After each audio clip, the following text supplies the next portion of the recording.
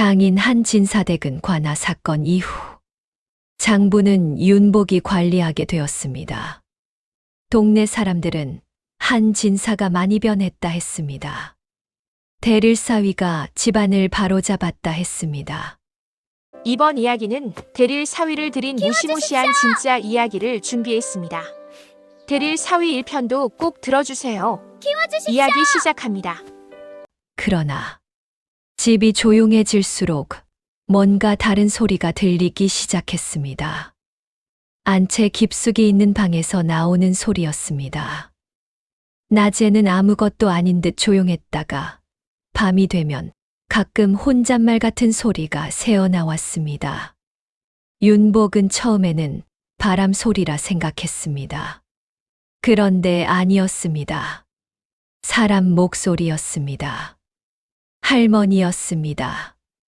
장인의 어머니, 그러니까 소혜의 할머니는 안채 가장 깊은 방에서 앓고 있었습니다. 윤복이 이 집에 처음 들어왔을 때부터 그 방에 계셨지만 직접 마주친 일은 거의 없었습니다. 하인들이 수발을 들었고 가족들도 자주 들어가지 않았습니다. 연세가 많으시고 정신이 오락가락하신다는 말을 소혜에게서 들은 것이 전부였습니다. 그런데 어느 날 밤 윤복이 뒷마당을 지나가는데 그 방 창호지에 불빛이 새어나왔습니다. 그리고 또렷한 목소리가 들렸습니다. 왔구나. 윤복은 발을 멈췄습니다. 이번엔 늦지 않았네. 분명히 방 안에 아무도 없었습니다. 하인들은 행랑채에 있었고 소혜는 안방에 있었습니다. 혼잣말이었습니다. 그런데 그 혼잣말이 이상하게 윤복을 향하는 것 같았습니다. 윤복은 그 자리에서 한참을 서 있다가 발걸음을 돌렸습니다. 기분 탓이라고 생각했습니다. 노인의 헛소리라고 생각했습니다. 그러나 그날 이후 할머니는 윤복과 마주칠 때마다 웃었습니다. 말없이 조용히 입꼬리만 올라가는 그 웃음이었습니다.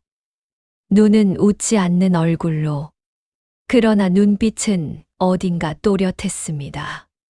정신이 오락가락한다는 말이 믿기지 않을 만큼 윤복을 볼 때만큼은 눈빛이 너무 맑았습니다. 소혜는 그 얘기를 하자 표정이 굳었습니다. 신경 쓰지 마세요. 할머니가 원래 좀 그러세요. 좀 그러시다는 게 어떤 건데요? 소혜가 잠시 입을 다물었습니다. 가끔 다른 사람 얘기를 하세요. 오래전에 이 집에 있었던 사람들 얘기. 어떤 사람들요? 소혜는 그 말에 대답하지 않았습니다. 화제를 돌렸습니다. 그날 밤 소혜의 눈빛이 이상했습니다. 뭔가를 알고 있는데 말하지 않는 사람의 눈빛이었습니다. 그 즈음부터 집에서 이상한 일들이 시작됐습니다. 장인이 날짜를 자주 물었습니다. 오늘이 며칠이냐? 달력을 들여다보는 것도 아니면서 하인에게 날짜를 확인했습니다. 보름이 아직 멀었냐? 달이 차려면 얼마나 남았냐? 이상한 질문이었습니다. 농사를 짓는 것도 제사 날짜가 다가오는 것도 아니었습니다. 그냥 달의 주기를 세고 있었습니다. 밤마다 고깃국 냄새가 났습니다. 처음에는 식사 준비인 줄 알았습니다. 어디서 끓이는 건지 알 수 없었습니다. 하인들에게 물어보면 모른다고 했습니다. 어느 날 밤 곳간 뒤쪽에서 하인 둘이 낮은 목소리로 이야기하는 것을 들었습니다. 준비는 다 됐냐? 아직 날이 안 됐잖아요. 달이 차야 한다. 그전엔 안 된다. 윤복이 발소리를 죽이고 다가갔을 때 하인들은 이미 사라지고 없었습니다. 그러나 그 자리에 작은 것이 남아 있었습니다. 빨간 실 한 가닥, 지프로 묶인 작은 인형 하나.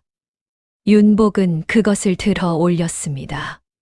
그리고 뭔가 차갑고 무거운 것이 등줄기를 타고 내려오는 것을 느꼈습니다. 그것을 아내에게 보여줬습니다. 소혜는 집 인형을 보자마자 손을 뒤로 뺐습니다. 만지려 하지 않았습니다. 얼굴이 하얗게 변했습니다. 어디서 났어요? 이게 국간 뒤편이요. 하인들이 뭔가 준비를 하고 있었어. 다리 차야 한다고 했어. 소혜는 입술을 깨물었습니다. 모르는 척 하세요. 모르는 척이라니. 제발요. 소혜의 눈이 흔들렸습니다. 묻지 마세요. 지금은 윤복은 그 눈빛을 읽었습니다. 두려움이 있었습니다. 그러나 그 두려움 안에는 다른 것도 있었습니다. 죄책감이었습니다. 무언가를 알고 있는 사람이 그것을 말하지 못하는 사람이 짓는 그 눈빛이었습니다. 윤복은 더 묻지 않았습니다. 대신 혼자 움직이기 시작했습니다. 사흘을 기다렸습니다. 밤마다 집 안을 조심스럽게 돌았습니다. 그러던 사흘째 밤, 사랑채 쪽에서 낮은 두 목소리가 들렸습니다. 장인의 목소리와 낯선 목소리였습니다. 윤복은 담벼락에 붙어 귀를 세웠습니다. 낯선 목소리가 먼저 말했습니다. 조건은 세 가지입니다. 장인이 낮게 대답했습니다. 알고 있어. 핏줄이 아닌 남자일 것. 집 안으로 스스로 걸어 들어온 자일 것. 기운이 살아있는 젊은 사내일 것. 긴 침묵이 흘렀습니다. 그리고 낯선 목소리가 마지막으로 말했습니다. 달이 가장 밝은 밤에 신선한 것이어야 합니다. 윤복은 그 자리에서 움직일 수 없었습니다. 다리가 굳었습니다. 숨이 얕아졌습니다. 머릿속에서 뭔가가 빠른 속도로 맞춰지기 시작했습니다. 핏줄이 아닌 남자, 집 안으로 스스로 걸어 들어온 자, 젊은 사내, 달이 가장 밝은 밤, 자신이었습니다. 그 조건에 맞는 사람이 이 집에 자신 말고는 없었습니다. 장인은 윤복을 들인 것이 아니었습니다. 처음 그날 대문이 열리던 순간부터 이것을 위해서였습니다. 목이 말랐습니다. 마당의 달빛이 갑자기 차갑게 느껴졌습니다. 윤복은 손을 쥐었습니다. 떨렸습니다. 그러나 소리를 내지 않았습니다. 도망치지 않았습니다. 자리에서 움직이지 않고 마지막까지 들었습니다. 낯선 목소리가 떠나는 기척이 났습니다. 그리고 장인 혼자 남았습니다. 장인은 오랫동안 아무 말도 하지 않았습니다. 그러다 혼자 중얼거렸습니다. 어미를 살릴 수 있다면 사내 하나쯤이야. 그 말이 윤복의 가슴에 박혔습니다. 칼처럼, 아니, 칼보다 더 깊이. 칼은 찌르는 순간이 끝이지만 그 말은 끝나지 않았습니다. 귀 안에서 계속 돌았습니다. 사내 하나쯤이야. 사내 하나쯤이야. 관아마루에서 무릎을 꿇었던 그 사람이 지금 이 어둠 속에서 그 말을 하고 있었습니다. 윤복은 자리를 떠났습니다. 조용히 소리 없이 방으로 돌아왔습니다. 앉았습니다. 등잔에 불을 붙이지 않았습니다. 어둠 속에서 무릎을 세우고 앉아서 오랫동안 생각했습니다. 도망가야 하는가? 싸워야 하는가? 아니면 아직 더 알아야 하는가? 그날 밤이 얼마나 길었는지 모릅니다. 새벽 딸기 울 때 윤복은 비로소 몸을 풀었습니다. 그리고 결심했습니다. 아직 달이 차지 않았습니다. 시간이 있었습니다. 소혜는 처음엔 몰랐습니다. 아니, 정확히는 이렇게 말해야 합니다. 처음엔 몰랐다고 믿고 싶었습니다. 밤마다 고깃국을 끓이는 이유를 묻지 않았습니다. 하인들이 날짜를 세는 이유를 묻지 않았습니다. 할머니가 심해진다는 말에 아버지가 무당을 부른다고 했을 때도 그러려니 했습니다. 조선에서 무당을 부르는 일은 드문 일이 아니었으니까요. 병든 노모를 위해 굿을 하는 것, 흔한 일이었습니다. 그러나 그날 안채 옆 작은 방을 지나다가 소혜는 발을 멈췄습니다. 문 안에서 무당의 목소리가 들렸습니다. 간은 신선해야 합니다. 소혜는 그 말을 듣는 순간 뭔가가 머릿속에서 쿵 떨어지는 소리를 들었습니다. 이상하다는 느낌이 아니었습니다. 무언가가 맞아 떨어지는 소리였습니다. 퍼즐 조각이 제자리를 찾는 소리. 그러나 그 퍼즐의 완성된 그림이 너무 끔찍해서 소혜는 한 발 뒤로 물러서야 했습니다. 간은 신선해야 합니다. 그 말이 왜 그렇게 무서웠을까요? 사람의 간이었기 때문입니다. 소혜는 그날 밤 밥을 먹지 못했습니다. 윤복의 방 앞을 3번 오갔다가 돌아왔습니다. 말을 해야 하는지, 말을 하면 어떻게 되는 건지, 말을 못하면 어떻게 되는 건지. 머릿속이 엉켰습니다. 윤복을 먼저 보낼 수 있었습니다. 그냥 떠나세요라고 한마디 하면 됐습니다. 그러나 그 말을 꺼내는 순간 아버지가 알게 될 것이고, 그럼 아버지는 다른 방법을 찾을 것이고, 할머니는 더 빠르게 사라질 것이었습니다. 할머니를 살리고 싶지 않은 것은 아니었습니다. 그러나 이 방법은 틀렸습니다. 틀려도 너무 틀렸습니다. 그날 이후 소혜는 달라졌습니다. 윤복의 밥상에 반찬을 더 챙겼습니다.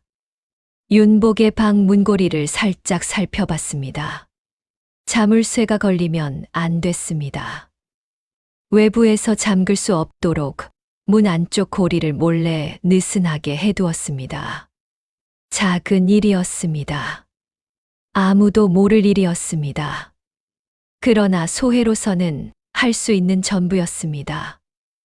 아직은 윤복은 달라진 소혜를 느꼈습니다. 밥상이 더 풍성해졌고 소혜가 눈을 마주치지 않으려 했습니다. 뭔가를 말하려다가 삼키는 순간들이 늘었습니다. 그리고 어느 날 밤 소혜가 윤복의 방 앞에 서 있었습니다. 들어오지도 가지도 않고 그냥 서 있었습니다. 윤복이 문을 열었습니다. 소혜가 고개를 들었습니다. 그 눈빛을 윤복은 평생 잊지 못할 것이었습니다. 울고 싶은데 울면 안 되는 사람의 눈빛. 말하고 싶은데 말하면 무너지는 것을 아는 사람의 눈빛. 밥은 먹었어요? 그 말밖에 하지 못했습니다. 윤복이 말했습니다. 알고 있어. 소혜가 눈을 감았습니다. 언제부터요? 사흘 됐어. 긴 침묵이 흘렀습니다. 소혜가 겨우 말했습니다. 도망가요. 같이 가겠소? 소혜가 고개를 들었습니다. 그 질문을 예상하지 못한 눈빛이었습니다. 같이 가겠냐고 물었어. 저는 여기 딸인데요. 딸이기 이전의 사람이요. 소혜의 눈에서 무언가가 무너지는 소리가 들렸습니다. 그러나 아직 때가 아니었습니다. 달이 아직 차지 않았습니다. 보름이 사흘 남아 있었습니다. 그 사흘 안에 움직여야 했습니다. 윤복은 조용히 말했습니다. 달이 뜨기 전에 내가 먼저 움직일 것이요. 그날 문을 열어주오. 소혜는 고개를 끄덕였습니다. 그것이 그들의 약속이었습니다. 보름 전날이었습니다.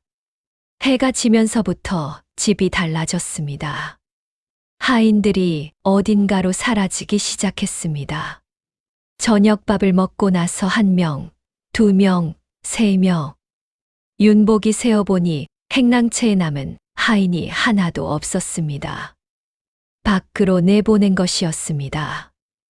오늘 밤만은 집에 없어도 된다는 말과 함께 제사상이 차려지고 있었습니다. 안채 안쪽 방, 할머니가 있는 방 앞에 상 위에 음식들이 놓였습니다. 그러나 그 음식들이 이상했습니다. 보통 제사상에 오르는 것들이 아니었습니다. 윤복은 알 수 없는 냄새를 맡았습니다. 흙냄새와 피 냄새가 섞인 낯설고 구역질 나는 냄새였습니다. 장인은 흰 옷을 입고 있었습니다.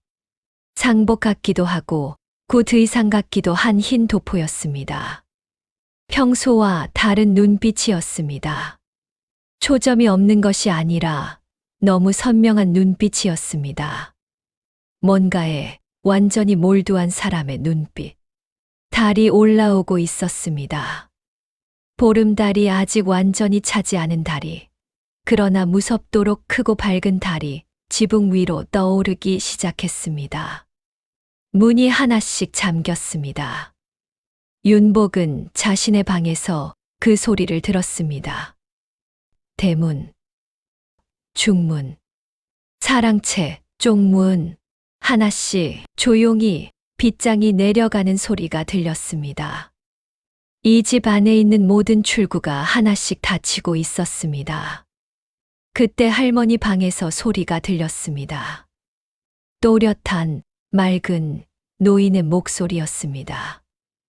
이제 되었다. 윤복은 그 목소리를 듣는 순간 온몸에 소름이 돋았습니다. 정신이 오락가락한다고 했습니다. 헛소리를 한다고 했습니다. 그러나 그 목소리는 헛소리가 아니었습니다. 너무 또렷했습니다. 너무 정확했습니다. 마치 오래 기다려온 것이 드디어 왔다는 것을 알아차린 사람의 목소리였습니다. 이제 되었다. 발소리가 다가왔습니다. 장인이었습니다. 방 밖에 서더니 말했습니다. 목소리가 낮았습니다. 그러나 윤복은 들었습니다. 윤복아, 이리 나오너라.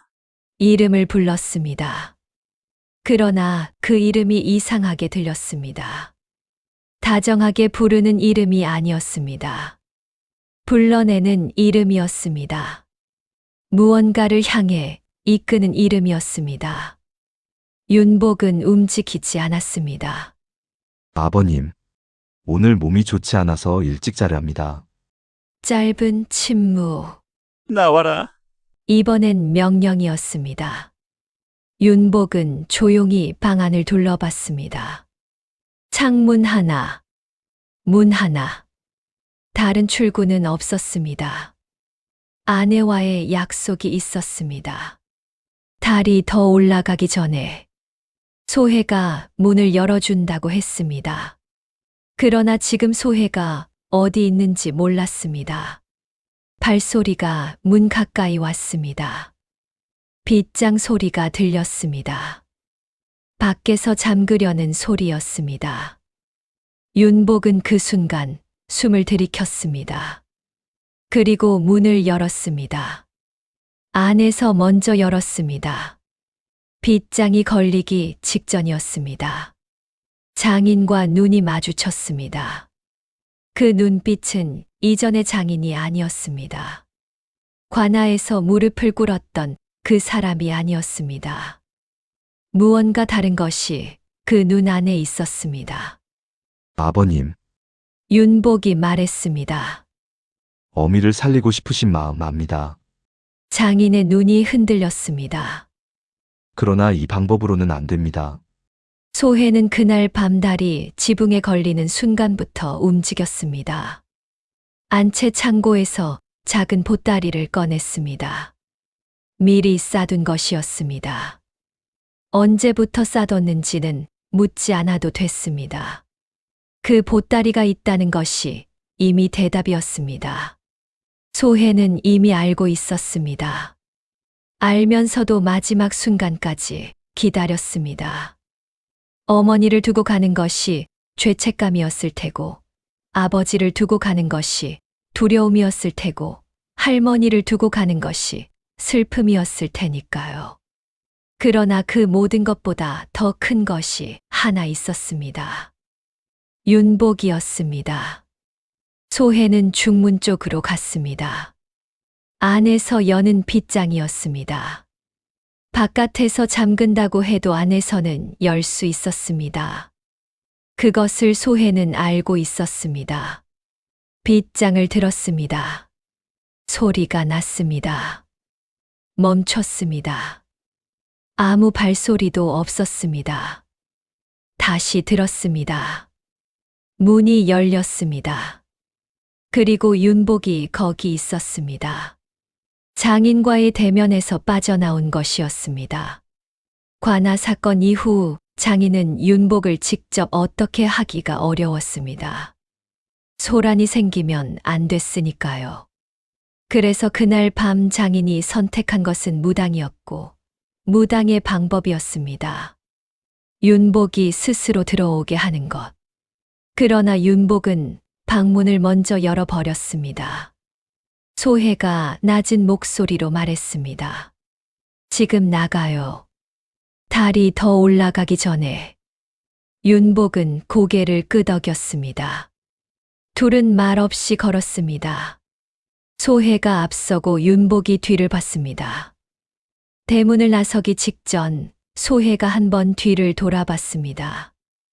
높고 어두운 기와지붕, 희미하게 보이는 안채의 불빛, 할머니의 방 창호지에 비친 그림자. 소혜는 입술을 꽉 깨물었습니다.